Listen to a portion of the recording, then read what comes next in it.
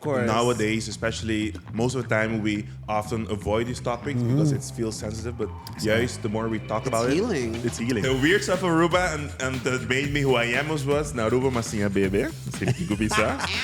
So I was introduced. I was waiting for you to finish. I was gonna say shout out to Mr. Green, man. Yep. Because if it wasn't for him, Yep. all these crazy things would have not been happening. And no Patience. friends. I came in and arriving, not knowing anyone. Everybody in Aruba was very close. You were not like, who are you? Yeah. I didn't. Kaya banda. So I don't know you. Like, yeah, I'm also in Aruba. So Hunger wins. The people that are hungry are the ones that win. I don't care how much talent you have. You can be extremely talented, but if somebody is hungry and they really want it, and they're like, hey, I'll sacrifice. Isa, não, aqui passava, de como tá sendo a coque. Ei, leu mais esse sonho. Vai buscar trabalho. Like, that's... the data mentalidade cangreu. That's my definition. Our islands are very much machista. If you're not the tough, manly man, it's, they're not ready for that. You're touching something very, very sensitive. Maybe that's me.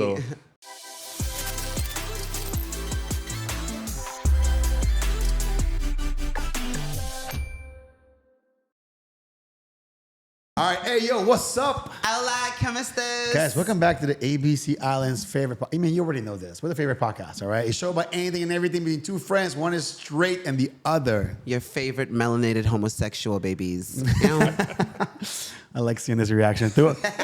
Okay. Where am I? Come on. But hey, English or Spanish? Why do you keep saying Spanish, dude? Oh my God, bro. Papiamento. Sorry. You see? No. I don't know. I don't know why I say Spanish. It's like the third or second No, person you second said this. time. This is the second time I We say can this. do English. English? It's been a long Yeah. time doing an interview in English. So Okay, let's We go. feel comfortable in English, though. I feel comfortable. Thank God. Let's go. I mean, guys, today we have a special. accomplished some stuff. Today we have a special guest. We have actually shout out to Rosillo. Let's start with that one. She hooked it up. He's like, you guys need to interview this person. I'm like, who the fuck is this person? And no, this is the Wadi. Você vai enjoy it. Gaya kita mal konyo. But you could just gaya kita Rubiano, Bonaireano, Curacileo, Holandés. He's everything. He's like literally like the mix of all the islands and Holland. So today we got Mr. Miles. Yes, sir. How are you? I'm good, alive and well. Feeling good, feeling great to be with all of you and to talk about life. We're talking about you, man. Like We excited. Yeah, Well, all that's about you life. today. That's life, right? That's life. We came with the idea of like, okay, all I know is that one picture you posted about leaving Bonaire and now you're in Curacao, and that's as much as I know. Oh, wow. Okay. So we're gonna dig in your past, we're gonna dig in your present, and we're gonna dig and find out what you have for the future of 2025 in Curacao. Because I assume you just said you off camera. You said you just moved here back. Just moved to your back. Just starting a new position as well. So okay. All right. So let's go back in the past. Who before? Oh, before, yeah. I was like, wait. Before we do this, for people that don't know you, like myself and Shark and like a bunch of people, who is Miles? Como você fã, by the way? King Mercera. Miles Mercera. Mercera. Das ist uma sophisticated. Yes. Well, Miles Mercera, born in the Netherlands, from a father with roots from Bonaire, Aruba, with a mom from Curacao, raised on the ABC Islands. Let's go. And I've lived in Miami, ABC Islands, and the Netherlands. So I'm a Dutch Kingdom kid, but mixed with as a global citizen. I call myself a global citizen. That's me. I do not want to put a definition on a corridor that ends only living on an island. Yeah. I can live in the world. I can live anywhere, and I feel good. And I think everybody as well to understand the definition of being a global citizen. Yeah. Because there's no borders, and you also feel you can take over the world. And that's the mindset I have. I'm passionate. I'm still young. I have some gray beard. What are you talking about? I don't see. I got more than you. That's 100%. I'm 36 now, so it's I'm 35. I got more than you, bro. Like Well, you're good. You're good. Well, I'm still happy though, but I enjoy life, and I'm an extrovert, so I enjoy being around people. I get energy off of people. If I'm alone, I feel like the world is ending. So, bro, thank you. I have someone that understands me. I have this. And thing, he's like, nah, man. Like if I'm in the house too long, I'm like, it starts affecting my mentally. I'm like, and hand Sally, and I'm so drained. Like, what are you talking about? I'm so energized. I wake up the next morning, like I can go out till 4 in the morning, wake up at 7, like, bro, I'm ready to conquer this fucking world. Let's go. Definitely. So continue. Sorry, So I got a little excited. that's me, but also I have a passion for hospitality, and not hospitality only working in tourism, but a passion for being of service. And I remember when I was a kid, I always wanted to be the one, what a bishita yega. May welcome na. Bebe para auto kinang sinda kinang erko tabong. Like I want to do that. You're a host. I'm a host, and I want others to feel good. And in life, one of the things I always learned is you need to be surrounded by great people, and that's why I always want everyone around me to be energized, to feel good, and that's the motto. And it feels cliche.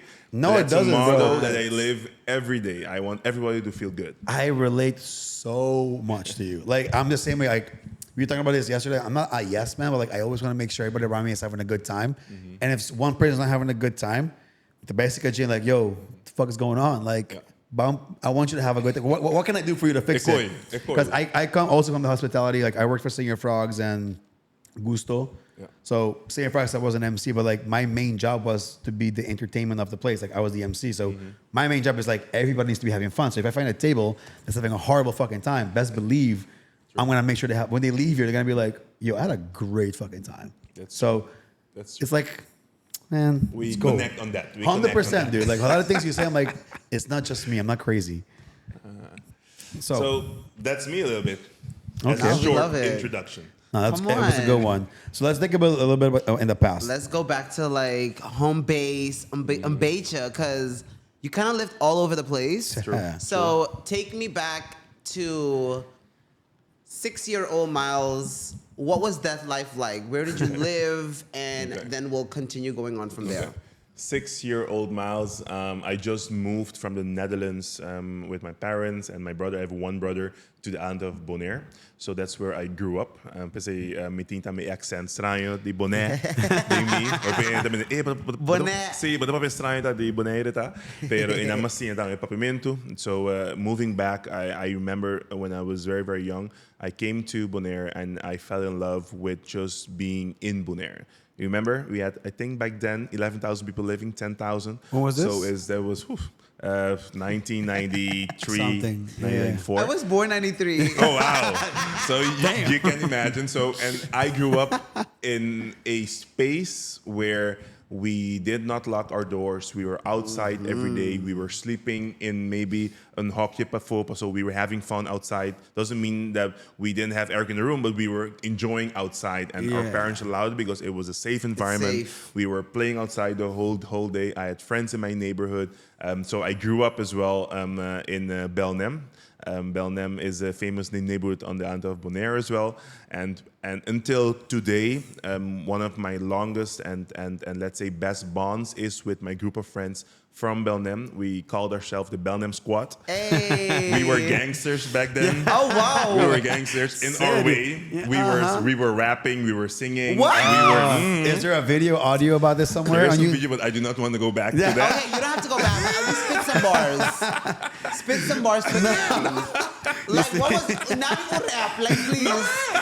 Okay, okay. Do you want the softer version of the rap, or do you want like... This is no filter, baby. I want the raw thing. No, like, I was like in a group with a lot of boys, and I was like the soft guy that was singing the R&B. Okay. You need those in the group. So he's probably thinking like... You need a Mario in the Of group, course, right? yes. So he's probably like, Rocio, keep coming in. Okay, let me challenge myself. Think about it. Mi prome amore sei bota. Something like that. How old were you when you sang it the first time? When I was singing that song, like a little teenager. I was about 17. Wow. And I felt like I was a Beyonce. Like I Nobody can tell you correct. And I mentioned now Beyonce because Beyonce, since I was 8 or 9, like I'm a diehard fan. It's Queen Bee, baby. Queen Bee, respect. So in my mind, I was like on stage, and it was like maybe for 40 people somewhere in the cafe. But then I was like, y'all really performed this? Yeah, we were performing. I had like an album and everything back then. Not anymore. So most people don't know. So don't Google it. On YouTube, you will find some snippets of some video clips, but we definitely looking this up. So I had my share of, let's say, the creative economy as well, and it was really, really fun. And that also speaks to who I am. I'm very outgoing. If I go back to Bonaire as well, that's how I grew up. with great friends in a great neighborhood, living on an island paradise. We were walking to the beach, Petro Beach, almost every week. We were enjoying. So for me, my childhood is one of the best moments and experiences of my life. That really gave me a foundation. And that foundation is what I call the foundation of love. And that is the foundation that is inspired by my father. And my father passed away a few years ago. Oh, sorry. But his legacy to me is always talks about the foundation of love. And to anything in life, do na amor.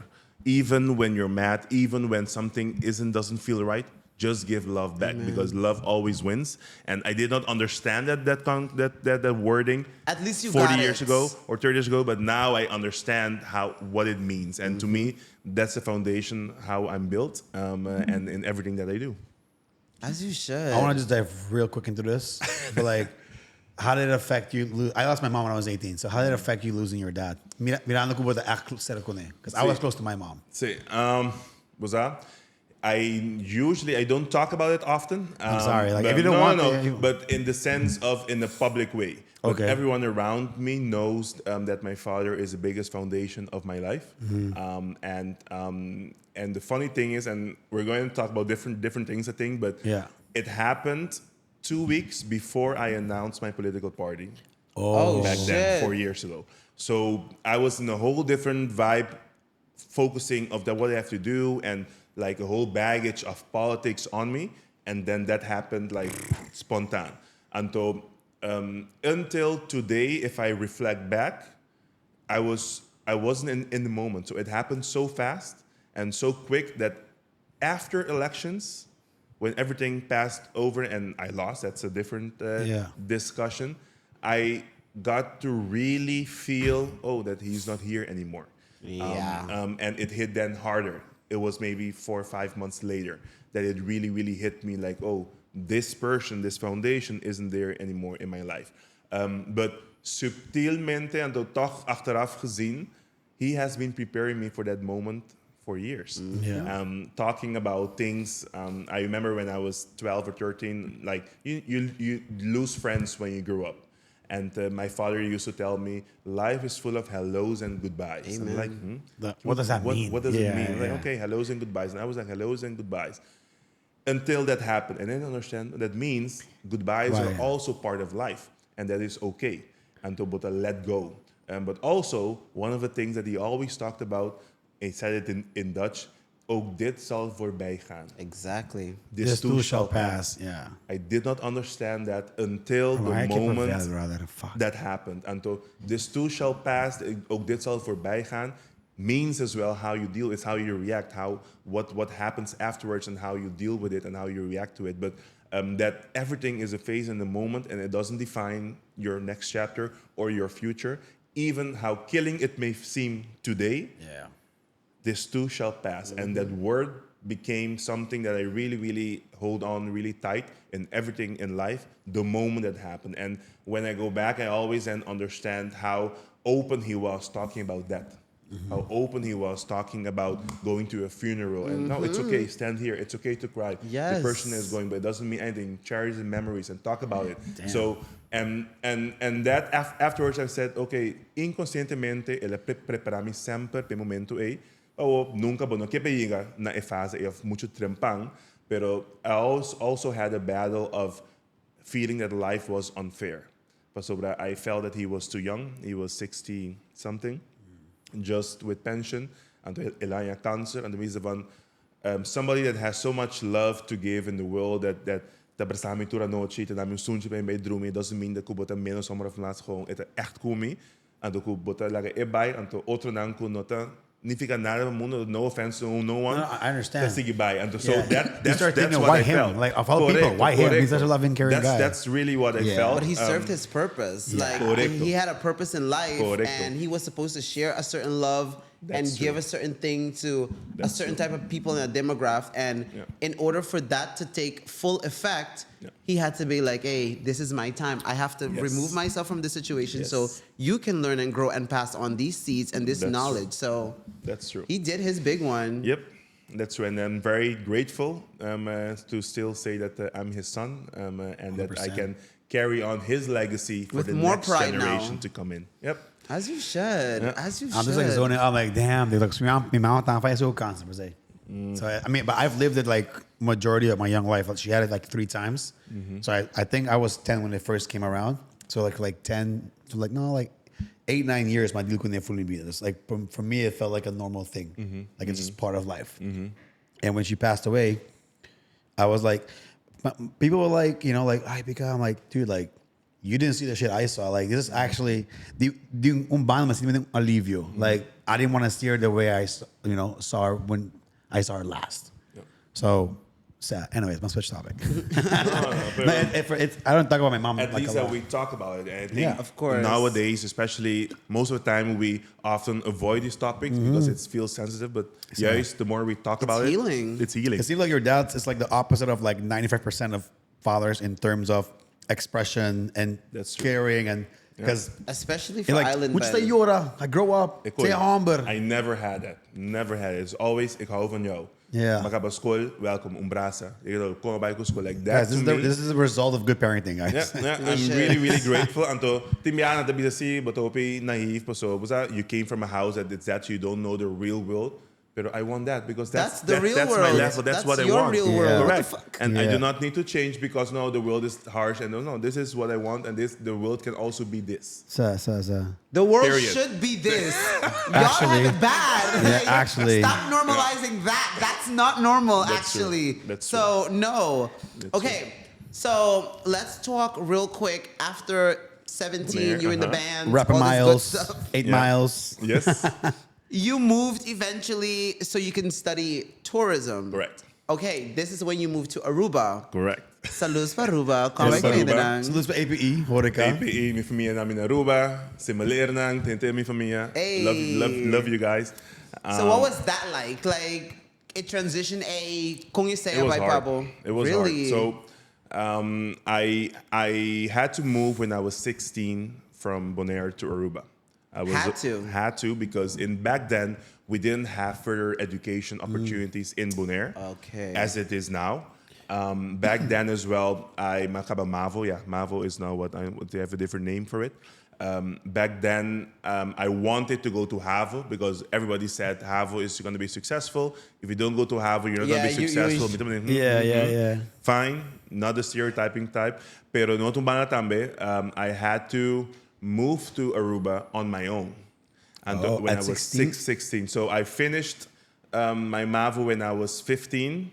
And then over the summer, Masiaya, and to the space, me abaiku 16. So, paami, to leave my foundation that was beautiful Great. and love, and to go to Aruba and to be on my own was one of the biggest and hardest and most confronting moments of my life. And so I remember I had to do it because there was no other option. Correcto. Because I wanted to go to Harvard, but they did not accept me because my grades weren't that on that level for whatever reason. And so I had to go to what they call then in the Aruba associate's degree, MBO, APE. And so tourism, what I did know was that tourism is my passion. I wanted to be in tourism, hospitality. That's what I want. So I moved to Aruba, and I remember my father went with me, and then we looked for an apartment. So I went to, of course, I was alone. So father said, you need to live somewhere close to AP that you can walk to school. You can walk to school. Okay, but AP where? I don't know. So we found an apartment. So my father drove a few days to find an apartment. Somehow she managed to talk to a lady called Evelyn. And she had an apartment, small apartment, like a studio apartment, in her backyard, right in front of APE. Klata. Wow. So it was like meant to be. And then the lady, like it was an older lady, and she was alone, and she was happy that it was like Someone a living. younger person to come keep, around. Correct. Yeah. So she cooked for me every day, Wow. and she a little was taking kid. care of my clothes. So I lived in an apartment separately, but still I had like a little bit of a home feeling. So. And it was a person that I just met based on we just bumped into her, my father then. So then I moved to Aruba and then be there. And then my first confrontation of life was, it was summer of whatever year, 2004, whatever there was. And I met Masrijfin, and there was back then was Mr. Green, was the dean or the director. No, He was from Old Bushiri, went to APE. No. And you need to make like a test, like an English proficiency test. So I did a test to be able to be qualified to be entering the English Academy in Aruba, whatever it is. Why are you gonna say it like that? Huh? No, because I like it because I like English. That's why I went to that school specifically because it was English. I didn't want to deal with Dutch. But back then, my English wasn't on that level. I was more in the Dutch oriented. True. So I was there, and I had like maybe 50% of the things right, and the rest was all gone. So the guy said, "You know what? Your English is not on that level, so you're not allowed to enter the school." Like, I'm just here this summer. I just graduated with a MAVO. Fine. I just moved. Correct. Like, what do I have to do? He's like, you need to go to summer school. To go, and so, cara, mag-graduar uni. 1 juli, mag sa summer school pa English lessons every day. Kung a part teacher. Until he said in September when we're going to start, you have to do a test again. If you get a better result, if you pass a test, you'll be able to enter.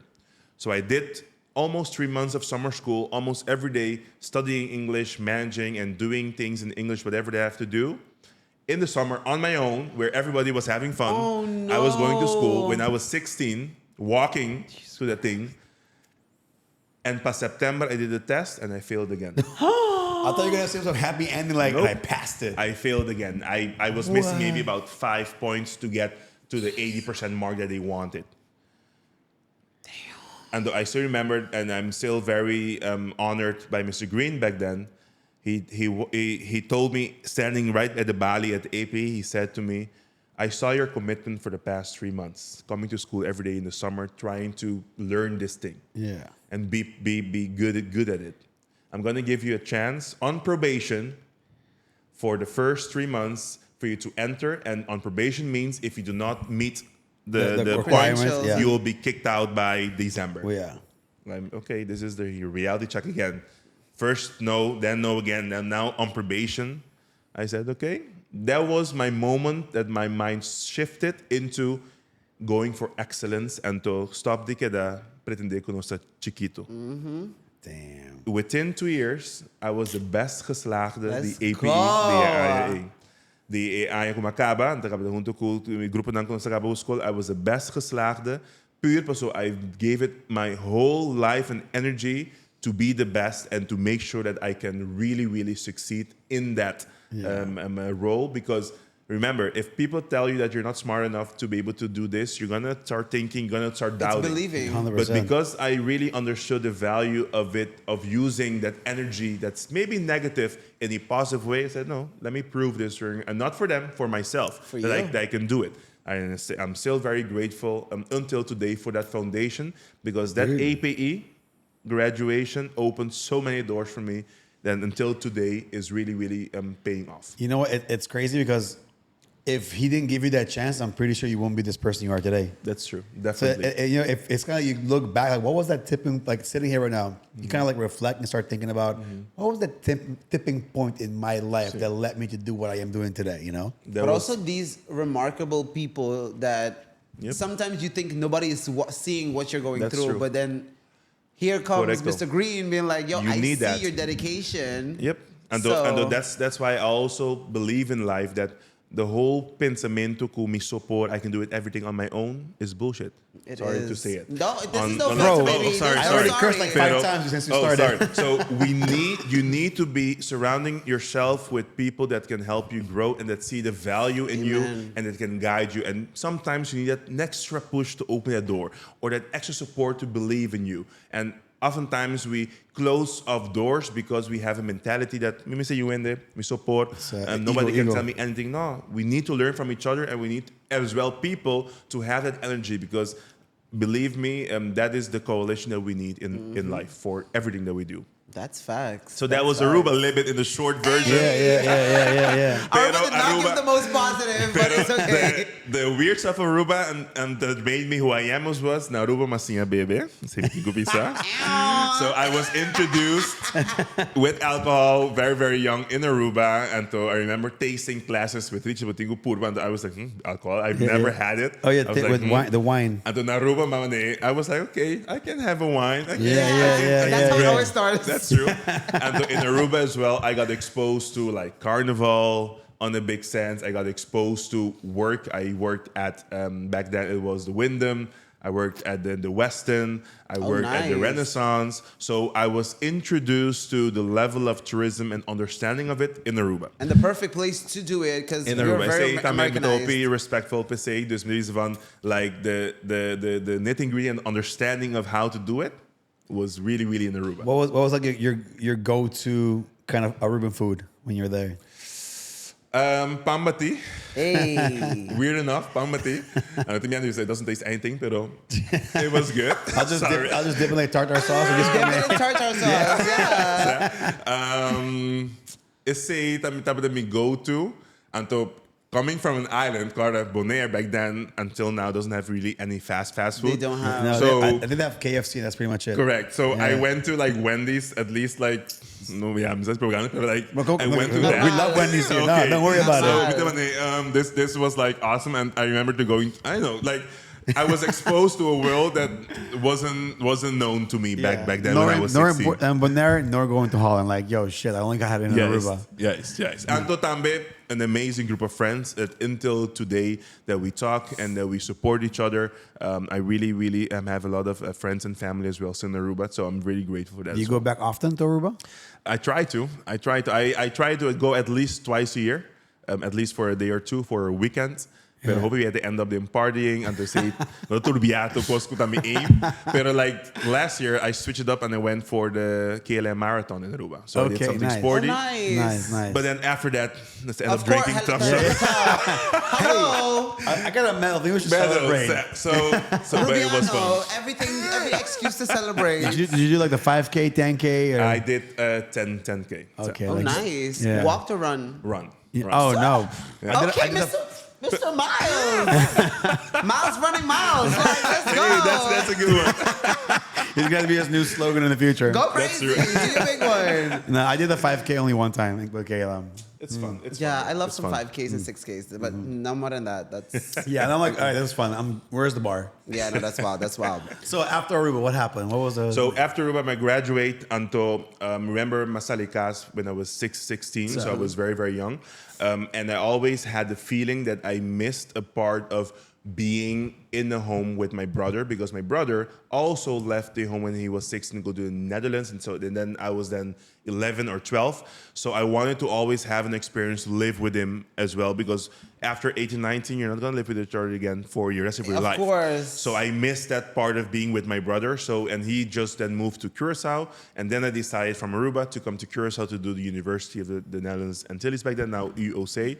I did the hospitality program, which is a mix with Miami and the Netherlands as well. So then just for me to live a year and a half with my brother in Curacao and for us to be brothers again. And what was that feeling? That like reconnecting feeling? It was a beautiful reconnecting feeling. It was a feeling as well that you are brothers. So a lot of like, okay, he's Konang, like authority level. We were all grown ups. We were all so it was a different vibe, but it was a beautiful moment. Cool. Until today, I'm very grateful. I did it because it's something that you will never get back. You can never get back in your life. Yeah, it's not gonna happen again. So, yep. So and I came to Curacao. I finished my university program, bachelor's. Sali best geslaagde again. Hey. So I was like, yeah, that's Aruba vibe. And so after that, I was in the Netherlands for my eindstage at the Starwood hotels, and that I was like 21 years old, and I started a position in Bonaire at the tourism board, and the position was called online marketing, something like that. And back then, social media was new, so like. It was new. So, and I did my thesis in social media for marketing for businesses. And I was the first one with that topic on the university. And I had the opportunity to do an interview, and I was 21. I didn't even finish the bachelor yet, and I got a job in Bonaire. And I just applied as let's see, Bangwak. And I went to the interview and then a center, and who was in that interview? Ronella from Aruba, Ronella Cruz. Hey, shout out to Ronella. So actually, another big player that I'm very grateful for 100%. that gave me my first job on that level was Ronella. Serio? And I learned the ropes from her. So she hired me back then when she was in Bonaire as a tourism board leader. No way. Wait, she worked in Bonaire? Yeah, she was the CEO of the tourism board. No, it's funny enough because... And she was very young. She was, I think, maybe 27, 28. And she hired me, and I was 21, 22. Oh, this is great. This is great to crazy. know. We'll interview her next week. Yep. Oh, well, and I learned like business ethics from her. Like she's fast in writing emails and answering emails 4 a.m. I'm like, why do you do it 4 a.m.? So I learned like ethics of business from her back then, and I'm very grateful for the university level. And then when she moved to Aruba to become the CEO in Aruba, she gave me the opportunity to do my master's in the Netherlands. So I then moved from Bonaire to the Netherlands to do my master's because she saw then talent in me. Yeah. And she told me, go further your studies, go do your master's, and then come back. So that was the deal. And then, but she had to move to Aruba, and then we split up. And then I went to the Netherlands to do my master's at Erasmus University and Rotterdam Business School. And then I did that. And then afterwards, after that, I had to go back to Bonaire, but it did not do that. I went to Curacao, and then I started work at Chata. And that's my introduction to the professional world in Curacao at Chata when I was 23 years old when I started.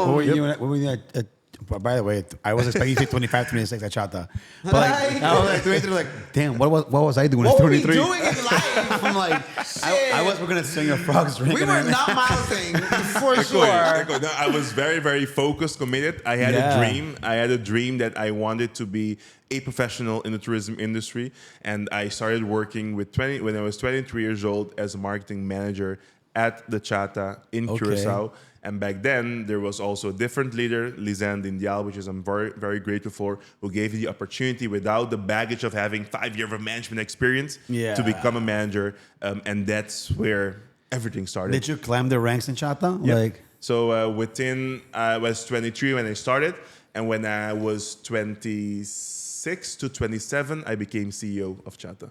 Damn. I was not expecting So then the previous CEO went with pension. And then a year before she was going with pension, she then talked to me and said, I think you will be the next. I'm like, okay, I'm only 25, 26. I'm like, what? Like, no pressure whatsoever. We have a year to prepare. We're going to prepare you, but then you will become the CEO when you were 27.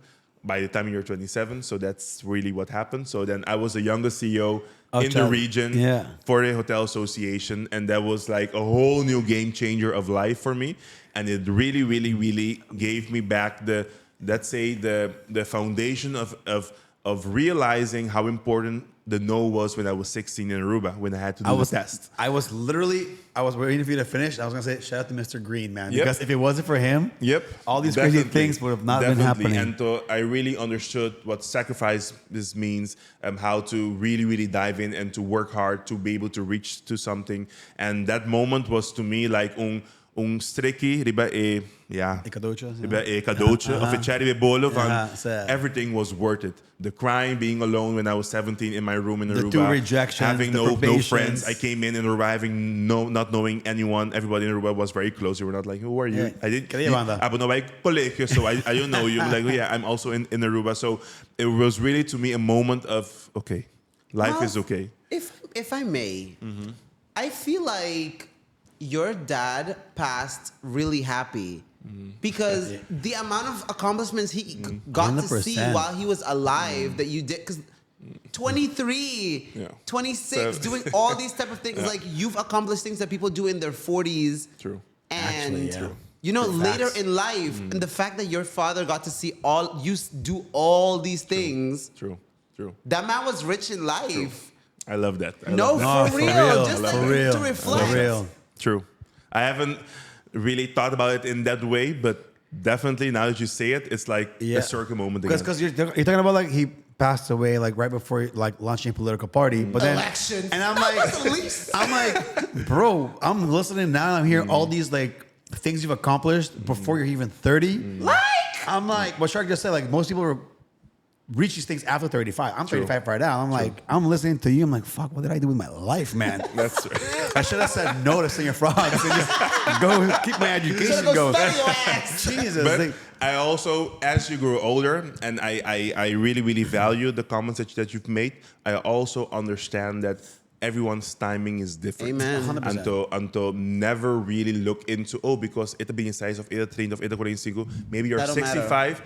Everyone's timing is God's timing, which is a perfect timing. Amen. Until also I got to understand in the process patience, because I've also sacrificed things in my childhood because look at ako na senior frogs sa chill, maybe this so I offered up things who achteraf na bisa are also valuable. Kung por aquilo lá não tinha mas largo chill, kung ko train, I have the OV, it was free. I know I even graduated, I came back to work. I'm just like, no, bin por akong chill na may why. I was about to ask you because like all this excellent. Did you sacrifice like friends? Going out, yes. Like I sacrificed trips of going to Barcelona, having fun for the weekend. I sacrificed not being in the moment because I was so caught up into I need to look this, I need to do that, I need to be in that happy hour with all these folks because this is part of my job. But all of my friends were still having fun. You're that guy that they didn't invite. Doesn't mean that you're not having fun now. But the definition of that back then was in that moment. Correct, because I immediately being grown up, hoping masliye. I started paying my bills when I was 16. Paga seitar na Aruba when I was 16. Going to the supermarket, walking because when you auto compra coisas bem kushina. Like why do you want to do that on a 16-year-old? Like you got robbed of your childhood correct. as a 16-year-old. Of course. And that's why when the moment happened when I was 27 that I became CEO for an organization, which was beautiful, to me was okay, then the sacrifices was worth it. 100%. Yes. Full circle moment, but also I realized that not everything is about the position, not everything is about that, because you have other things in life that can give you value and also let you feel good. And it's not only the position, because as a professional, you think the position, you need to do this. And no, it's okay. Like being the present. It's okay. Being in the moment, build up memories because you never know when is your final date of life. Yeah. You or the next person. And it's facts. It's facts. But like it's one thing that you said, and I feel like it comes up consistently, and it's something I always tell a lot of people is hunger wins. The people that are hungry are the ones that win. I don't care how much talent you have. You can be extremely talented, but if somebody is hungry and they really want it, and they're like, hey, I'll sacrifice going, I'll go to summer school and learn English. I'll do I will. What's that saying? Hunger wins. There's a saying on my lap, I have it. I see it every day. It says, never act thirsty, always stay hungry. Amen. There's a saying as well that says, hard work beats talent when talent isn't working hard. For Something sure. like that, you know, like there's also sure. Yeah. So you can be the most talented dude out there or girl out there, but like there is some kid somewhere in a bedroom skibiendo, like learning everything. They're willing to. At some point, you're so comfortable and what just passed me, you know? True. I tell my nephews all the time. I'm like, listen, you can play all the sports you want, but if you don't go practice, the next kid that is gonna be like, listen, coach, I don't know how to do it, but I'm willing to learn. I'm taking on that kid because he wants to. You just feeling cocky with it. So my nephews are here right now from Aruba. I didn't know. My dad's here. I didn't even know because they're playing some baseball teams from Aruba are playing here right now. Nice. And my dad was telling me like there are two brothers, my two nephews. One team won. So he's like, yeah. And then the bigger brother, their team lost. And he's like super like upset because like, napunche dos viaja. But the mentality is like, I'm trying to get across is, pensando like, fuck, I gotta do better. Like, strike me those viajas. Because my dad's telling me like, he's already thinking about his mistakes. Why did he strike out? Like, what is he holding wrong? The bat is holding wrong. So, Sam, man, like, I this is the kind of episodes I like. We come in, no, seriously. Like blindly. Dude, you walk through this door, I'm like, this is the first time I'm seeing this guy. We exchange messages like maybe like 10 times, like, hey, llega.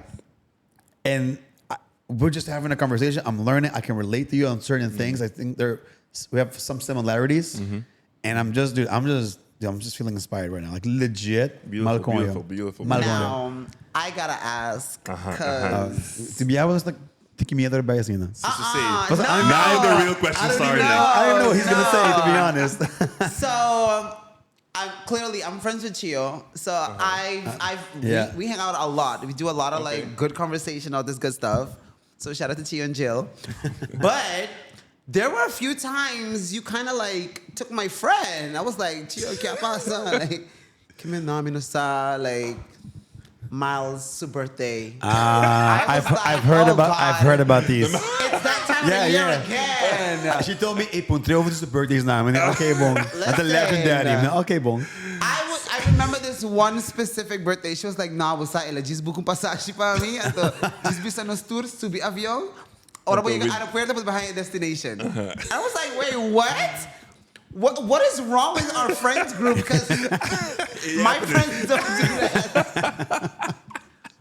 So why, or I like now listening to you, I can understand why you go so all out for your birthdays, but I would still like you to explain why, and please talk about some birthday experiences. Okay. Let's talk about that. This is the first time being asked on camera about the birthday party. Let's go. So as a human being, of course, I love to be surrounded by people. And I cherish friendships. I really, really invest time in my friends. If I can do something social, invite them over to be together, I always do it. Since I was studying in the Netherlands, I always used to plan group trips with 40 people, 30 people, 22 students, and we were going to Brussels. We rented like a caravan with like 15 all propped in a caravan, driving to Barcelona. It took us 24 hours, but we drove together. And I love those experiences until today. Those are moments where you really connect. And you remember them. Until it's really, really most beautiful memory. So those are things that always have been part of me. Birthdays are also something that I remember since when I was very, very young. I used to wake up, and I still wake up on my birthdays, and I feel the most sexy person in the room. I feel good. I feel happy. I'm always like, this is my birthday and I want to celebrate it because I want to celebrate life. And then my father happened. And that's where I realized that even stronger urge of celebrating life, because you postpone things, you say you want to do things, and you're pending on that group chat that never goes out on the trip that we want to book. And I said, I want to take matters in my own hands. And on your birthdays, you always have the rule with my birthday, so you have to come. And you can make sure that all your friends come. And I have friends in Aruba, in Bonaire, in Curacao, in Netherlands, and they're all always there. And I always say, once a year, I want to see all of you together. And that became like a whole tribe thing. And that's how the birthday celebration started. And if I want to talk about one of them, there's a few. Let's talk about the one when I turned 35, which was to me a signature moment. 35 was a special occasion. Don't know why, but it was to me 35 like round a reason to celebrate. Yeah. And it started with, I'm going to invite 35 friends to go on a trip. And then it became 45 and then a little bit more. Fine. And then the thing is that, like, in life, I enjoy surprises. I enjoy being surprised. I want to come home and you say, hey, I cooked dinner. Ooh, surprise. I want to go out and you say, hey, I have something special. I love surprises. Don't tell me anything in advance. I just want to be surprised. Rocio, come out. That Oprah moment.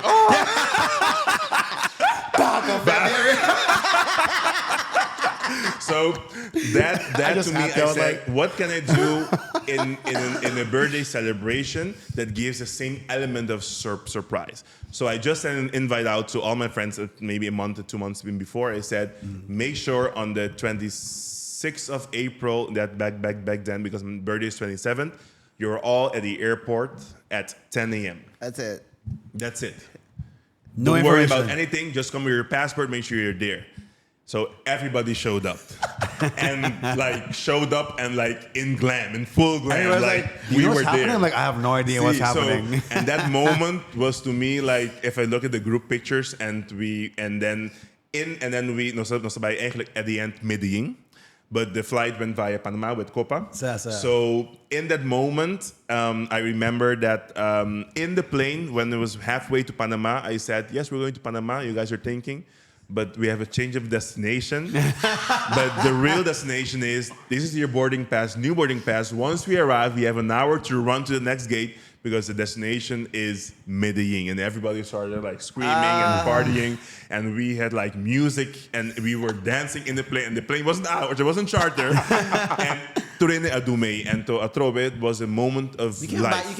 You can buy those moments. And to tinha da bisa si, pero ta quando sangue ta. Who cares? Like, money comes back. And to di I invest in moments. And to mi bisa wak, si mas fiesta por exemplo na Koshao, I need to invite 100 people because 200 people invita.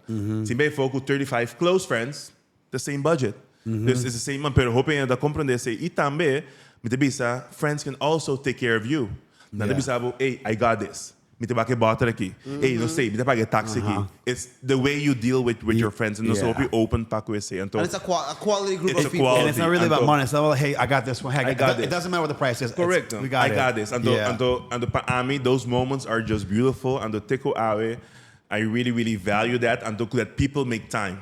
But so, when they're busy, everybody is in their own world to have their problema nang to you, Kiko. But on those 2 days of the year, they make time and they ask me, Kibo te asi because I'm there. Even though if it's somewhere in the back room or if it's somewhere in China, we are there. And that's what I love. And I get energized from that moment of being together. Just escuchando everything. I'm like, is there a way to enter this tribe? Like, I want to be part of this tribe. Come on. No, but it's really fun. It's really fun. That is, you know what I'm thinking about as well? It's in my mind, like, even if one day, far away from now, if you ever pass away, people will always look back at those parties and be like, damn, man, Miles, you know? Yep. So it's like, even if you're not here physically, the memory of all those fun trips, all those birthday parties, they will always forever and tell Dirkus, hey, I had this one crazy friend named Miles.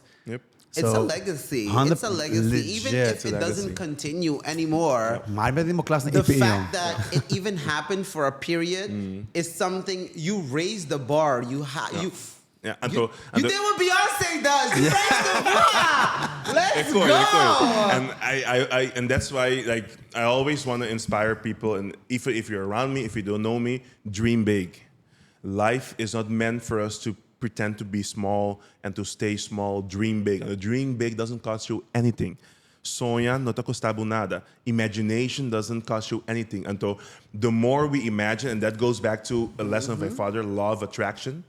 Law of attraction is real. Attract it.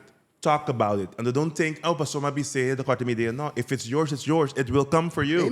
Believe in your ideas. Correcto. Yeah. And the more we talk about our ideas, the more we share about our ideas and the where we want to be, people understand and people will guide you to it. And the right people will write them down, people. Yeah. Write them down. Yep, definitely. Dude, this is an inspirational podcast, dude. Like, legit. we were talking about it yesterday. We've had already 2-3 episodes that, like with Anushka, Kev, they made Cesar, like these guys, they started making me like rethink some things. Now I'm like, now I'm really rethinking some shit. Definitely my birthdays. That's number one thing I'm gonna start changing. Remember to invite me though. Hey, I got you. October 14th. Okay. Wherever it is, make sure it's your birthday. Yeah. That's it. And I'm legit like going back. Me and Shark, we talked about this. Like we're gonna have a dinner meeting or whatever before we go back, and we're gonna go back as changing a lot of things about the podcast, about how we're gonna move forward. Nice. Nah, man. Like revamping, dude. Re-energizing. 100%, dude. Like you guys really made me realize some things, and there's always like a silver lining, like what you just said. Like just, dude, dream what you want to dream and just fucking do it. True. And that's pretty much what everybody else had. True. I'm sorry, I curse a lot, but like fuck to hindi, like si abot algo kahasi, gisa siele. Because manyan bumuri, at least bobi sa bapurba, ibo na biba nahinan sa norma. Like exactly that. So we're in an environment, especially on the islands, like when you're living in a big city, you're a number, and the people don't care who you are. So, you do your thing. Ice logging, whatever. Fine. Oh, it's pocket, yeah. Pero On the islands, we have a sense of, no, Kiko yada pensa di mi, kung nantawak mi, oh, meeting ko si Kiko. Dibis nang, uno, be authentic, be yourself, and to dream and to focus on what you want to do. Even if you don't like your job, switch it up. Yeah. Don't think about, no, pero yada pensa, makabi kuminsa. It's okay. It's okay to fail. Like, ora ma fail, un lesson learned, por exemplo, nem tipo even fail, because I'm not a failure, but mas sim hopi. In politics, we started a new movement. Nos no haya asiento, nos no in the parlamento, it's fine, and we're outside, and it's okay. Yeah. And it's okay because we've learned, we've tried, nos apone, nos energy in something good, and we believed in it. And so even that is part of life. It's part of growth. And so, tuwari momento ng 8 namin ng single charge, pa sobra, tingnan na mira, for example, oh, you were CEO there, you were that, only the mountain climbs. But most of the things on the bottoms that happened and the sacrifice that you did and the confrontation that you had and the kung pipita wagbo and the how people perceive you, the general public no lo sa nunca. And those are the things namin kung sa tinahold na je, pero the big dreams nos que mane, skone kung nos numaktita, isung da sonha grande. And to, como Judico Shaw, como Arubiano, como Bonariano, mi kepa nos mentalidad kame ku nos magdi sonha grande. So the world is our playground. We're not confined by politics. We're not confined by ilus ku nos ingo paga ku da salmar or whatever que dema. Nos ta home. We are human beings that can live up to the expectations of ourselves and to change the world. And so the moment you understand that, you're really living into your now, in your moment. And to be you, and to have fun. And to see me go like your shows, I see you guys being really authentic you. And I could never live for people. And that's beautiful. But so at the end of the day, it's you and you. Kubo erko kuda send of no kubo fan kuda zona zata abo ku abo. Nyung en mas. Have you ever heard of the crab in the cage theory? Have you heard of it? I've heard of it, but remind me. It's basically like a fisherman throws a cage in a crab cage to catch crabs, and then once all the crab starts coming in, and the one crab comes in, and the crab tries to seize the exit, tries to climb out, but all the other crabs like, oh, you're not climbing. They grab it and bring him down because they don't want him to leave. Correct. And another crab comes in. Oh shit, let me go up, and again. So it's basically like the crab cage is the islands. Like you try like. I want to go. Isa no aqui passava. De como tá sendo aqui. Hey, leu mais isso. E vai buscar trabalho. Like that's the data mentalidade cangreu. That's my definition. Significa that we're all in that box and we know so that surpassar. Exactamente. Over and to look beyond the horizon. Exactamente. Now I do want to talk. Oh my God, shark. A little bit more on politics, especially because I know it didn't work out clearly. You mentioned that. They weren't ready for the group of, you were a group of 30 young professionals and all this good stuff. Do you feel like part of it might have also been the fact that you are a black gay man trying to do this? Like that is, the fact that it's already young professionals is a hard pill to swallow. But the fact that you're openly gay and also doing this is another card where our islands are very much machista. Yeah. If you're not the tough, manly man, it's, they're not ready for that. You're touching something very, very sensitive. Maybe, that's me. And you're exactly right. I'm going to give you a few examples. In that moment when that happened, and remember, I came from a foundation of love where I never felt like I was different. And I never felt that I was minded. I was like less than anyone else. I was like, equal. We're good. Yeah. I'm focused. I'm working hard. I'm doing this. In the tourism industry, in Afo, Aruba, everywhere.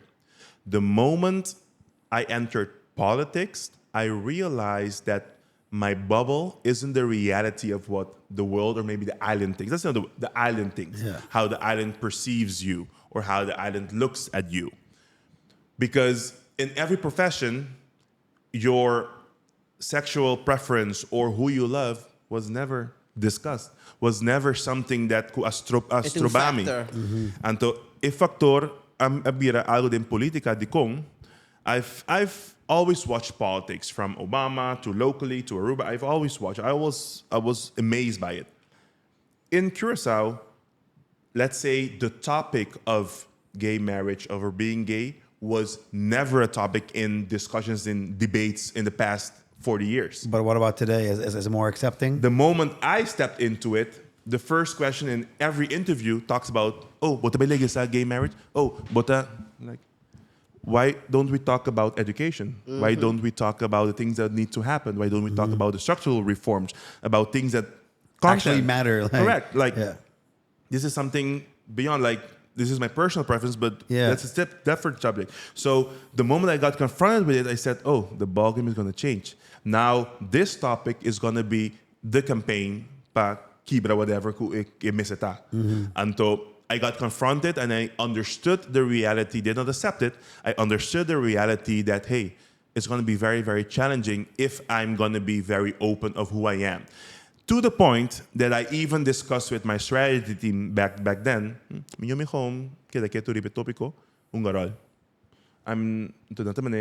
that's not you. Like, no, pero we need, this is the bigger cause than me. No. Then you're going to lose your authenticity for the bigger cause until you're not going to find yourself to it. Until the moment that you know, own up to it. Yes, you are, and be proud of it. So I don't know. No. Own up to it. I really had to confront myself to own up, like accepting again for myself that, hey, this is okay. This is who I am.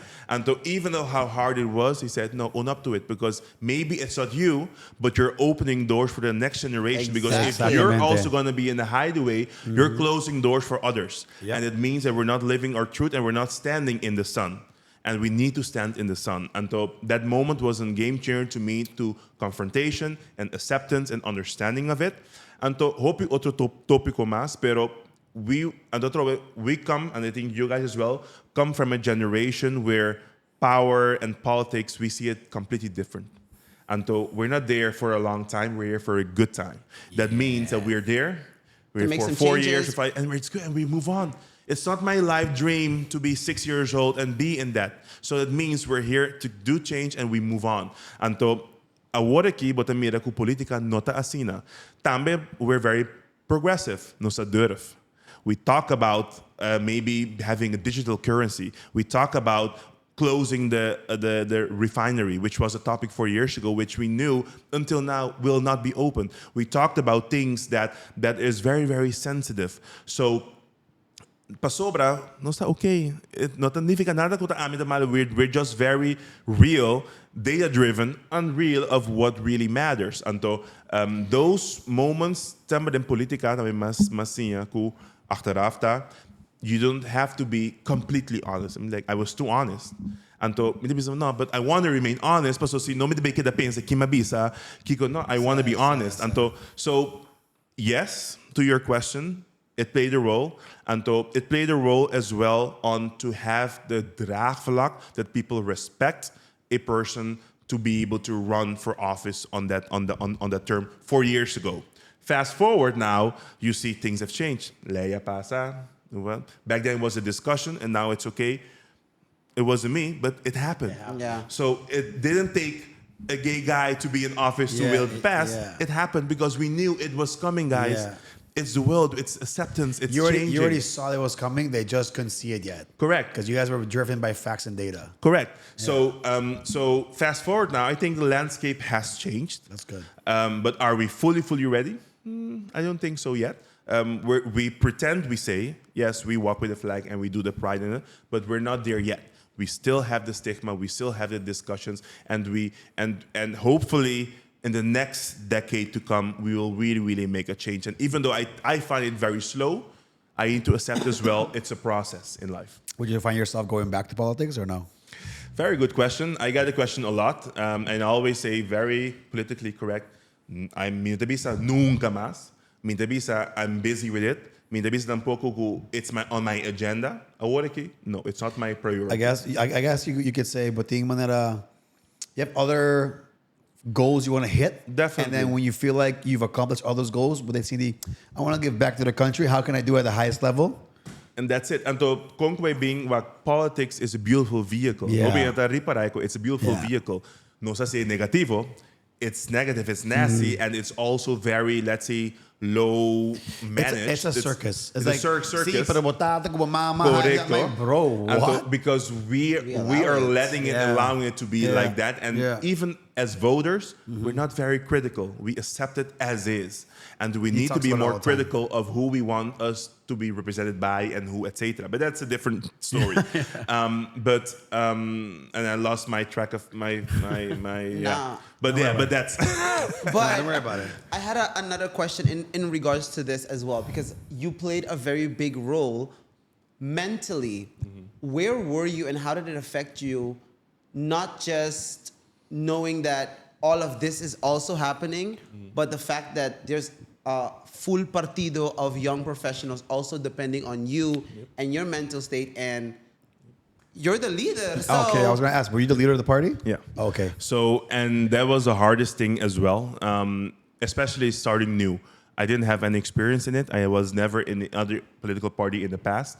I remember I've lived in Aruba, in Curacao, and Bonaire, so mi no viva fully bien acostumbrado tampoco, so I didn't understand everything from the essence of it, and I really, I own up to that as well.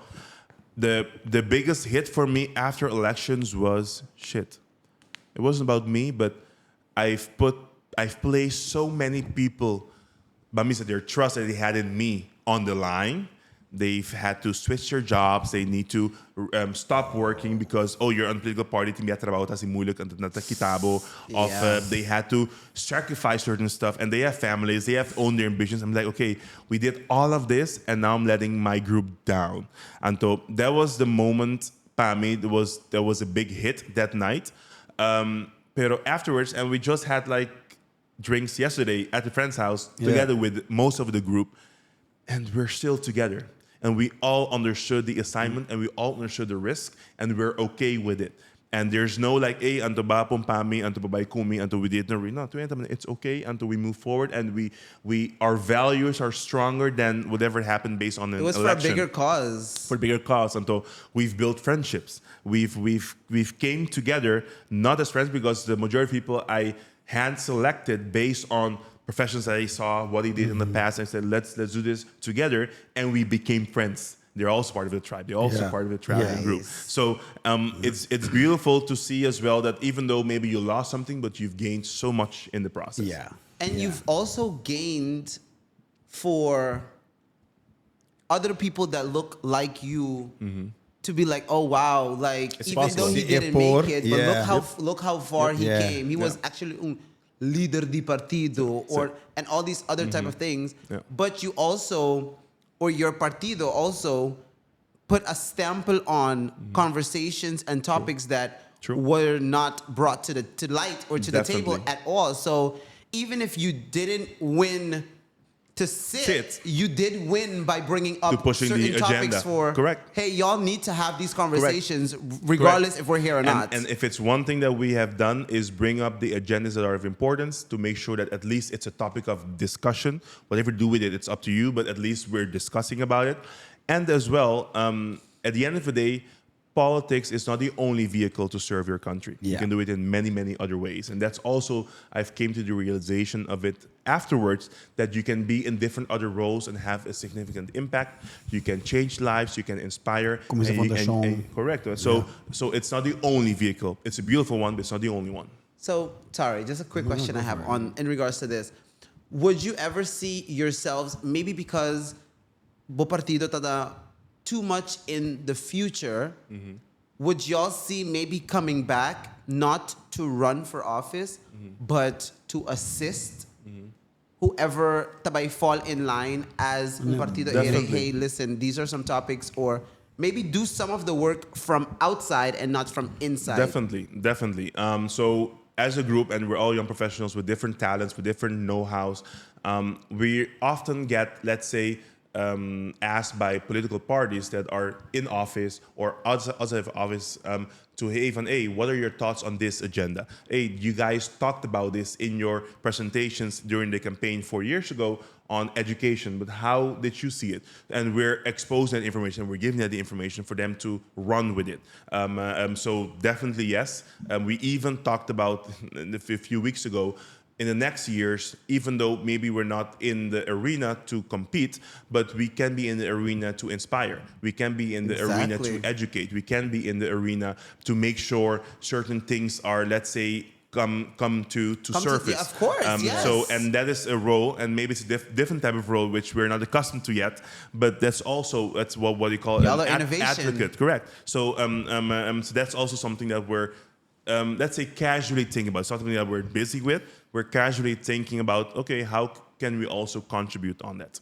For sure. Now, go ahead, because I was going to ask something very off topic, very random. But birthday do dia 27? Di April. King's Day. That's why I'm king. No, I was literally looking. I was like, you know what would be the best way to release this episode on your birthday? So I was like, please be on the same day. But we release our episodes on every Thursday, which is the 24th. So that's going to be the day we're going to release your episode. Well, it's going to be a birthday edition. Close by. We're going to do a watch party with the tribe to watch, and then we're going to hop on. In the airplane, turn up. Now, I have to ask, where did your love and passion stem from for Miss Queen Bee, Beyonce knows Porter? Like, so where get that hardcore Rihanna, hardcore Nicki. I am Nicki, Riri. I'm the fully different. I'm the Linkin Park. Of course, the Holy Trinity. So okay, well, okay. Let me start like this. I was a fan and a vivid fan of Beyonce since she was part of Destiny's Child. Yeah. So the young Beyonce singing the OG shit. Say my name, say my name. No one is around you. Say baby, I love let's you. go. So that's my base. And growing up, I always I was talking to myself about dreaming big, law of attraction, and I saw her how she was really mastering her craft, mastering who she was, and reintroducing herself every time. Once you think this is it, then there's a next new thing. album. And there's a new album, and it's a whole different version, a whole different sound, a whole different unique. And I was like, okay, how powerful it is to continue to reinvent yourself, but continue to build up your audience and grow, and still keep the OG with you and grow and take on new ones. So I was just admiring her craft until today, when I see the progress that she made as an individual singer, as an entertainer, and I say it proudly, she is the greatest entertainer of our generation. And why do I say it? She makes you turn your look and say what's happening. Even though if you don't like her, you're talking about her. Even though that you don't listen to her album, you know there was a Renaissance tour. You know there was some music that was inspired by a certain genre of music. You know she drives agendas. She inspires on a level and without having correct and strategic. And so that's a whole different way of approaching music and creativity, because it's not about just an album and being on a tune. She's really pushing an agenda that oftentimes we only know afterwards. And so, paami, that's also the way we need to see business, the way we need to see life, the way we need to navigate your own profession. So, paami, mita kong admire, paku essay, and everything else, paami, doesn't matter. I don't even need to be next to her and go eat out with her, but I just want to respect the craft. And the moment she's on stage, I know mita para, mi escuche, mi wake pa, so it's amazing. And the Sina mitabais na leo, I've watched her when I remember my biggest present was from my parents. They took me to Fort Lauderdale to see Destiny's Child, the tour, the Destiny Fulfilled tour. So I was like in love. Anto después ora mi mesa como sa trago mi para pagar mi costa. Mabay também ay tour su concierto ng on my birthdays. I was gonna ask you, like, how many concerts have you gone to? I've been a couple of concerts, and even like the Renaissance I did 3 times. Jesus. Twice in the same weekend. So like talk about a mega fan. I cried just because I didn't go to the Renaissance. No, like I know. I watched the movie. The after, production. They movie theater. I was like, yes, girl. No, come on. In the Netherlands, I saw it twice. I went to the Netherlands on Saturday and Sunday, both with 2 different groups of friends, and I saw it. And then it was so good, I said I need to watch it in Atlanta because that's the real base. Hello. I flew to Atlanta like 2 months later. I saw it in Atlanta again. Amazing. And that's where she had the girls actually Correct. doing the Correct. I would have died. What was the outfits like? No, the outfit's mine or hers? Yours. I saw hers. Shit, you better told me silver everything. So Every the first trip had a different outfit. Yeah, because if you didn't have silver on. No. So the first one, I played tribute to, because she did like silver black thing. Yeah. So I did tribute to the black, and I did like a jumpsuit that was black, and then with all, let's say, silver like grills and everything. That was one. The second one was more casual, but was like a silver like outfit, shorts and things like that. Okay. And then in Atlanta was very last minute, and I was late, and I had to just wear jeans and a shirt, and I had to run because I didn't expect so much traffic, and I was late, so I had to wear what I had to wear, and I showed up. But I showed up, and I had the best seat in Atlanta. I was like in the beehive circle, so I was really, really partying. Yeah. That is crazy. But you know what? I have to say, you do have her work ethic. With certain things that you said, like now, like piecing them back together and knowing how, like, especially if you watch the Renaissance movie. True. Then you understand it. You understand her work ethic, how everything is. There's every single detail, there's a step to it. Yes. There's people depending on it. Yes. There's, okay, let's strategize how we're going to do this. I want to do this song. This song has to come in this sequence because I want this to happen. And the light needs to be like this, because I otherwise... need a stage to be going while we're on this one. And every single detail and the amount of sacrifices that she's made. True. She didn't have a regular childhood at all. Definitely. She sacrificed all of that to become the greatest performer alive today. In our generation, definitely. Who else is beating out of Beyonce? True. Don't ask me, I don't know. Exactly my point. Like, argue with your mama. Because Chris Brown is great. Usher, great. Rihanna is great. Rihanna is not she's not a showgirl. She's not a performer like that. No. Think about that, like as an entertainer as a whole. No. Rihanna It's is not a showgirl. different breed. Beyonce is a showgirl. You go to Beyonce, you expect outfit changes, you expect vocals, you expect the drama. You expecting all of this from Beyonce, the fans, the everything, and it's a whole culture. It's a whole culture. It's a whole thing, but you know that's what you expect with Beyonce. And the thing I love for her is excellencia. Only. And oftentimes on our islands, nosotros strive for excellence. And I give a comparison. Every time you go to an event, most of the time, or the event comienza at 1C, testing. It should have been done. No, you have to have done it. Yeah. Once the show started at 8, play until the end. There's no testing 1, 2. No. There's no mic check. Yeah. There's no checking if the sound, the screen works. Until we need to strive for excellency. Until when you're in a press presentation, I hate that. Until you start clicking and then the video doesn't have sound.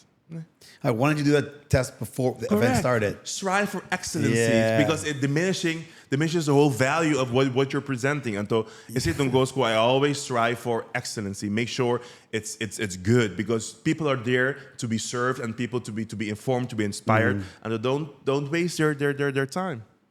Look here, see me, Mr. At on that is Curacao did a really, really, really, really great job for North Sea Jazz. Definitely. I'm not even gonna lie. Definitely. Production and her own organization. Definitely. Top tier. I was like in the Rane show, as in the Caribbean North Sea.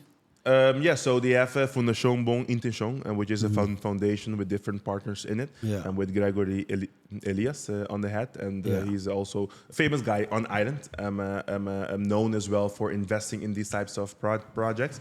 And then you have the production. I think it's Mojo, not sure. Don't call me that. From the Netherlands as well, and they do the production side. And there's a lot of local talents working as well, but it's a big production. Yeah, the reason why I asked is because I think we talked about it when he came here last time.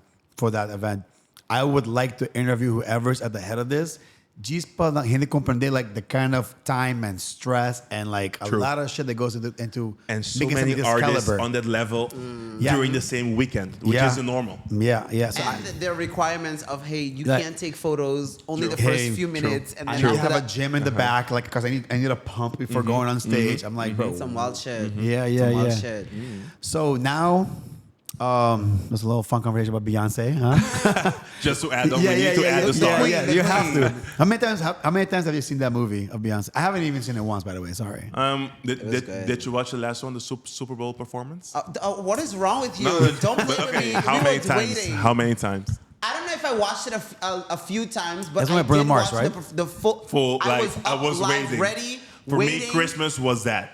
That was Christmas. I did nothing else but that. I'm confused. Wait, the one she just did?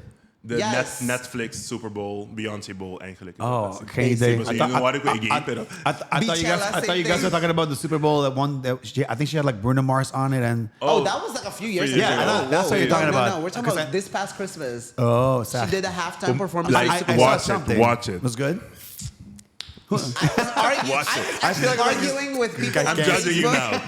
Because people was like, "Oh, Beyonce is so overrated," and yet I was like, "What are you talking? Have you seen this performance? What this woman just did for country music and for artists and putting all of the black country artists with her on that stage, which are not recognized by the country music at all. And like in the front and getting more views than any other country show in the world. This is the show that just passed. Just passed. And it's on Netflix. You're gonna watch it it's today. On Netflix. Today. It's free on Netflix. So. Yeah. Okay. Oh, I'm gonna go back to Aruba. Actually, I'm gonna download it and the little It's just airplane. 10 minutes. It's like, so it's a show. Perfect. So I'm gonna perfect. download it on Netflix and on the plane back. No, to but it was Aruba. in audio. I got you. Man. Sorry, sir. Sorry. No, sir. damn. I'm sorry. I didn't go to 3 fucking concerts of Beyonce and the Beehive. Like, damn. Just saying, like you gonna waste it. You're gonna watch it good. No, I will. Or I can just wait until I get home and I just On put the big this screen. surround sound. And, okay, boom. We're gonna cheer no. Okay, boom. Ecoi. I'll keep miles up and here. It was the shit. So now you were in Bonaire, and now you're moving back to Curacao. So what's going to happen now in Curacao? What's the Miles 2025 looking like? Hey. So for the past 4 years, I've been working as a CEO as a tourism board in Bonaire, which is also real quick was a childhood dream. When I was 6 and 7 years old, when I moved to Aruba, I always said I'm going to Aruba to study tourism, and I want to become the CEO of the tourism board in Bonaire. But then as you grow older, you really forget that dream, and then you move to Curacao, and you go, it's okay. And then that moment happened when I got the opportunity to go back to Bonaire to be the CEO. It was like full circle moment. This was a purpose all along that I had to do it, and it was the most amazing 4 years of my life. And I'm going to Bonaire tomorrow for a day just to be with some friends again, and then to spend some time for a day because I want to invest time with the people I love. But it was the most beautiful moment. But I also know I recognize when it's time to move on. And when I say move on, doesn't mean that you're fed up or you're not valuable anymore. But I believe in passing on the torch to the next generation. I had a beautiful girl working with me for the past 4 years who had all the talents, and she became the CEO. And I reciprocated what happened to me many years ago, where they gave me opportunity, where the CEO said, it's your time, and I'm moving for you to get the opportunity. This was Ronella, right? This was Ronella, and then it was Lisa, and now it was me with then Angel. Her name is Angel in Bonaire. Let's go, Angel. Because I believe that we're not here for a long time, for a good time. And make sure that you're not here just to sintariba estul. Do not espacio. Let the new generation also. I'm also considering. I'm also not part of the new generation because they're coming in hard. So making sure that they also get the opportunity similar to me to pass on the torch, and that's what I did. But also allowed me to be exposed to a new environment. I just started a new function. I'm now the part of the CNEX team as a CEO, and CNEX is a Curacao investment and promotion agency. And what we do is we promote Curacao, but as an investment opportunity for all economic sectors. It's not only tourism, but it's renewable energy. It's about creative industries. It's everything else. So it exposes me to more environments than only tourism. So now I'm back that 15-year-old that I'm learning. I'm learning now about renewable energy. I'm learning now about Guyana, about Suriname, about what's happening there, about how we can export or import oil. So to me, I'm going back now to the roots of what makes you about learning, educating yourself, and making sure that you can also be successful in other things that are not your comfort zone. Damn. What do you guys, how are you guys, because you just mentioned creator. Does your function also include investing like the creators economy? Yes, definitely. That's a priority this year. We have as well within this next team, we have the film commissioner, we have the music commissioner as well. So we're really investing for film productions to come in or to be financed or to give incentives for locals to develop films, for go to international film festivals. We have as well the music industry to export our local music. So we're busy with that sector as well. And Carnival and everything else that comes with creative economy, because it's a ripple effect. Creative economy is beautiful, and 100%. That's where we're investing as well. So we need to talk as well. Yeah, for sure. Please. Yes, for sure. Yeah. But like in Aruba, shout out to Go Cultura. We actually went to which is my cousin. I was going to ask you, all the similar. I'm like, is Etche your cousin? Etche is my cousin. His father is my brother. Is my father's brother. Okay. Bonaire. Yes. Tú não hindi natin di Bonaire, verdad? Si native. What was it, the accent? He just pulled the accent. I just be in my Papiamento vibes. But we went to, they had a Creativo conference and all this good stuff. I followed it. And there was a guy, his name was Mr. King. He's from Barbados. John King. Okay.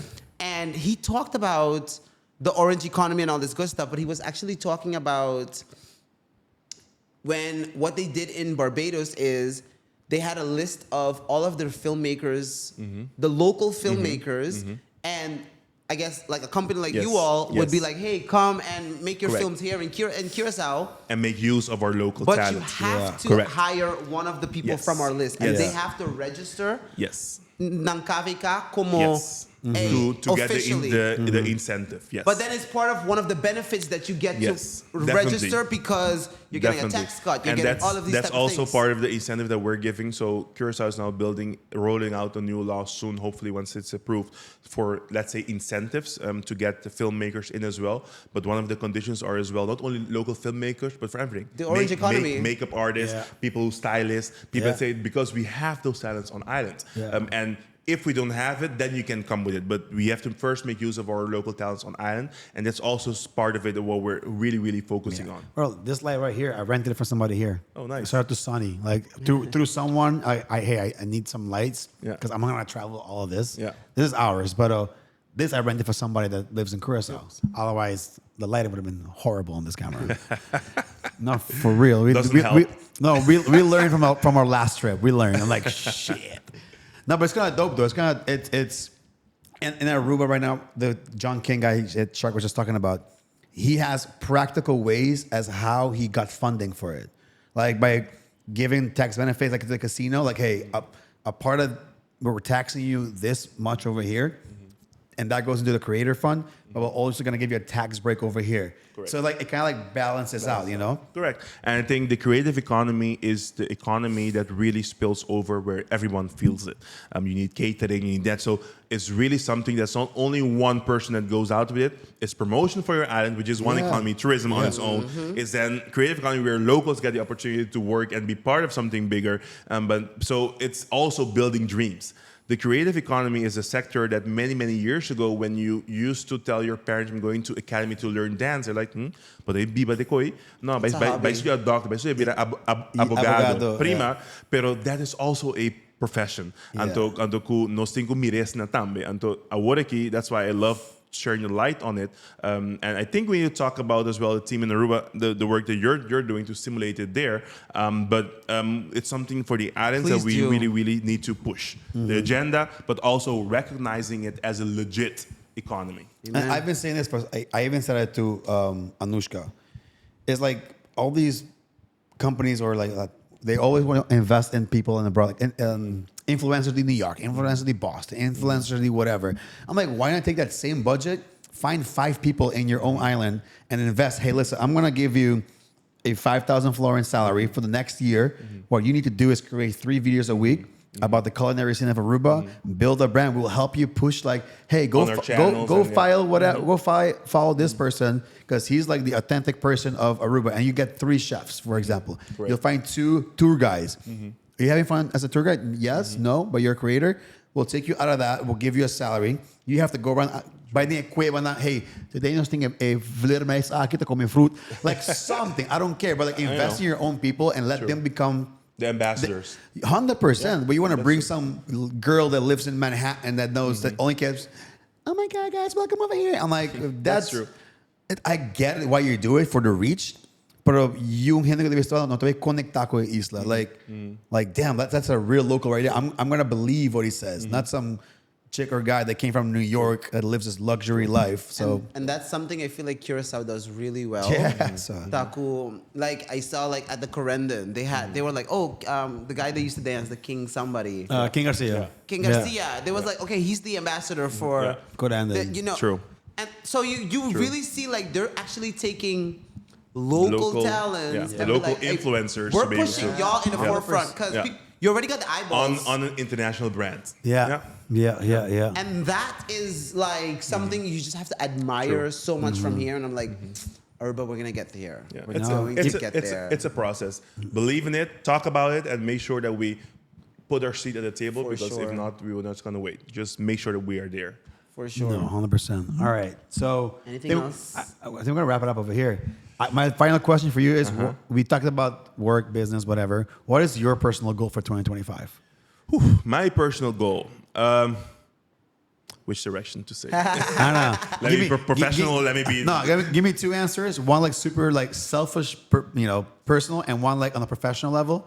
Maybe you want to talk about your next birthday. I don't know. Okay.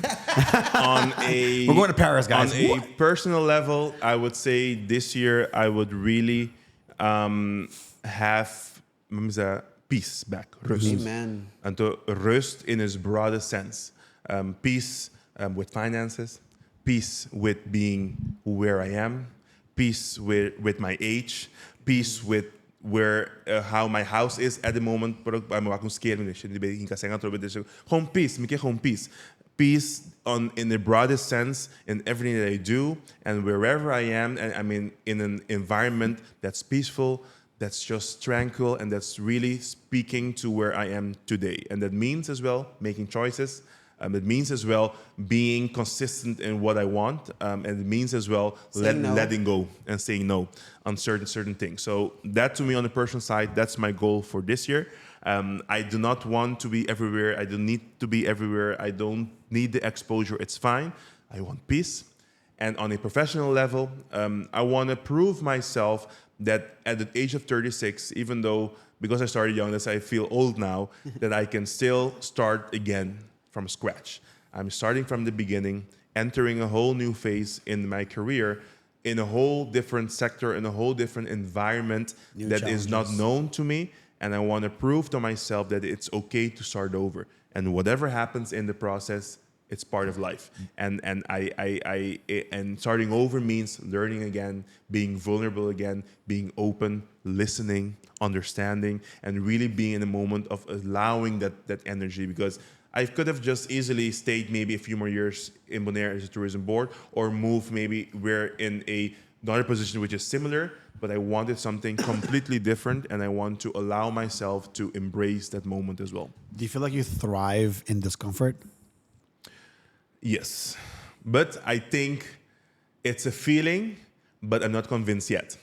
So I think afterwards, maybe in a few years, I will have that moment again where I will say, this is what you really This is what happened. Correct. It's a pattern. So let's go. It's life. So now, sorry, I know we're going to close out real quick. I just want to ask you, how does your partner deal with all of these changes? Because you don't have like a very consistent lifestyle, I feel like it just... He's like, come on, Miles, all right, let's go. Where are we going? Very much in the moment. So like, how does your partner deal with all of this? Definitely that. The face you make, I always get. Whenever I say at home, hey, me doing idea. Shit, here we go again. Where are we going? And though, I always say,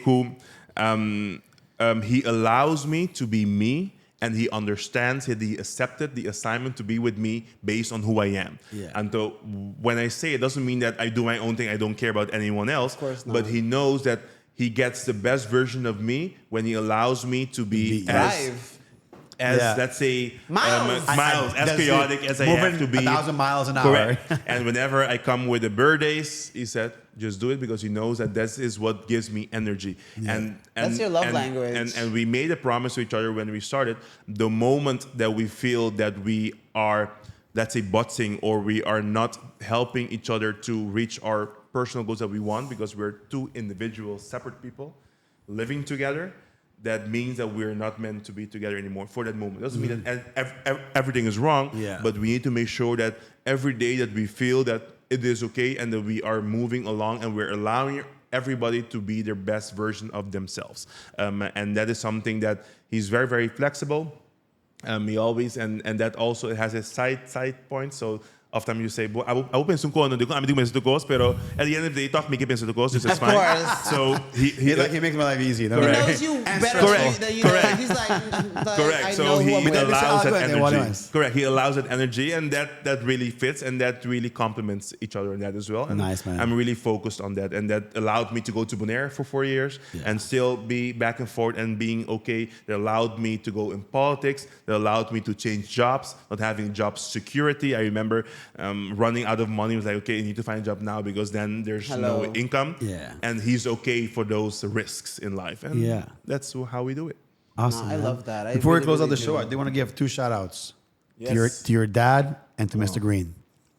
100%. 100%. Miss Green de Aruba and my dad. Yeah, dude. Big Shelo. Shout out to Chio for making this happen. Oh, too. sorry, Chio. Ako dami. Hope you amor pa Chio. No, 100%. Hindi ko naman papi ko niya ding fakel. Hey, buti ko papi guy kiso. May nakipong. Big fakel, fuma? I know. Hey, it's one of the best conversation deals. 100%. That's when the real true. conversation comes out, you know? That's true. So my question before we close is, where are we going to drink tonight? We're Oh, going to have a drink. It's so funny. And it's on camera, so if we don't do it, I'm going to comment, no snow, baby. No, it's Well, happening. you know what? I can edit this part out. So, you know. Say no, No, more. to be If honest- you to be invite, honest- it's happening. Yeah. It's happening. To It's be happening. to be honest, when the camera was gonna start rolling, I was gonna ask, "Hey, umble salya." Boom. I was gonna ask Deal. you. It's going to happen. We're going to fix it. We're going to All right, fix Say it. no good. more. Guys, I hope you enjoyed this episode. Miles, thank you for being with us. Thank you. Honestly, For me gusto sure. personalidad. I like Love. this. The being. Appreciate it. You're definitely like a. On the episode, You're a walking inspiration. Thank you. Like I'm going back to Aruba like a whole different person, and I feel bad for all my business partners. I also want to add real quick before we You close al- out. Real Sharky, quick. always I'm do this. sorry. I'm I sorry. always- I knew this was gonna I happen. just want to say, as a gay person, it is really nice to see a happy relationship. Yeah. Strong and all of this good stuff because it's not normal for our community. And it's also not that common. That's true. In our culture Not a from the welcome, islands because gay people always we get robbed from a lot of I know. things when straight people can go out on a date and hold hands in the Correct. movies. You never are Masha able to cute do it. mas. But that's not our norm until we get way older. Then we're like, fuck it. Like I'll live my life for Definitely. me, and if I want to have a man, I'm gonna have a man. Definitely. So I love that you're representing a healthy and good relationship. Appreciate So I just it. want to add that real quick. But Appreciate now we it can very close much. out. It means a lot, especially if you're in the LGBT community. You know what you 100%. said. I understand the Definitely. struggles, baby. Now I got a So, question for you. You ever see yourself getting a man at some point? I'm not looking for it, but I'm not closed off to it. They're in Curacao, maybe. You never know. Look at this. I'm not close. No, I ain't got time. Look what I'm doing. Like, I'm working. Jamás y nunca. I'm like, okay, un día. Un día. El día que pasa un día. Okay, that didn't. Let's close this out. Nós tínhamos um episode. Talvez Samir, com my catch feelings. What? That was a phase. It was a phase. I was going through something. I was going through my my God. 29th and 30th birthday. Like that Yeah, I know. there. The acceptance phase. Shit was happening. Like, but let's wrap Let's wrap close it up. this All off. right, guys, thanks for watching. Go to subscribe, comment, like a video. Let us know what you learned about Miles. Let us know what you like about him, don't like about him, agree with, don't agree with, what you resonate with. So thanks for watching. And sa ito ba back with si Mang. See ya. Peace. Ayo. Ciao.